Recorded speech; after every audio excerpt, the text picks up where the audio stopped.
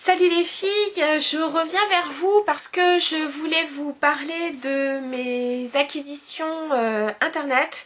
J'achète assez peu de maquillage sur internet parce que j'aime bien essayer les textures, voir ce que va donner un fard en rendu ou autre. Et puis pour se rendre compte vraiment des couleurs, c'est quand même mieux. Mais je voulais donc essayer quelques produits Illamasqua et commander aussi une palette Sleek Makeup parce que donc j'aime beaucoup cette marque. Hélas, on la trouve tellement rarement chez Sephora que bon, je me suis dit que j'allais essayer.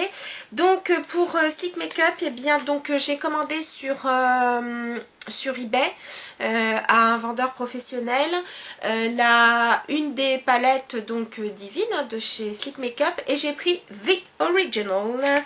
Et vous allez voir, ce sont des couleurs très très faciles à porter. Une fois de plus, comme chez Sleek Makeup, des couleurs très pigmentées. Enfin des fards du moins très pigmentés et de très jolies couleurs.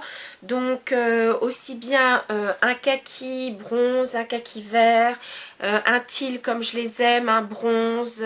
Enfin vraiment de très très jolies couleurs, voyez. Y compris donc un noir mat. Si vous aimez, voilà, donc je l'ai vraiment pas payé cher, hein, je l'ai payé 9 €, vous voyez, donc voilà.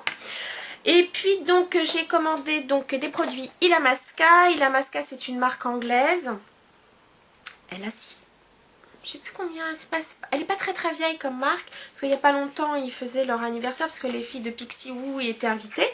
Donc j'ai pris un blush poudre. Je peux vous dire que leurs blushs ils sont sacrément pigmentés. Alors moi le mien c'est Unrequited et ils mettaient donc un baby pink. Ouais, ils appelaient ça, enfin la description c'était un baby pink.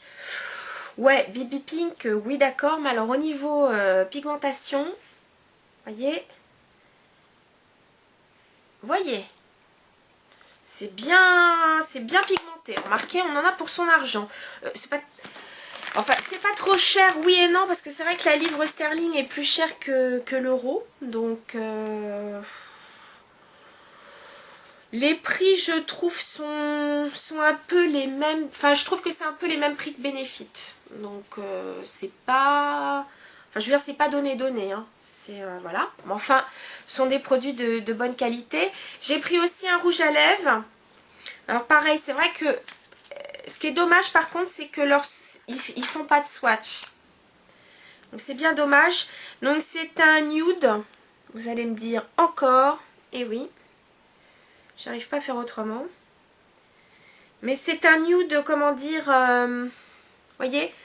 C'est un nude quand même. Un rose avec une pointe de brun. Voilà. Et ils sont très crémeux. Très confortables. Alors là, leur texture, c'est vrai qu'ils sont super agréables.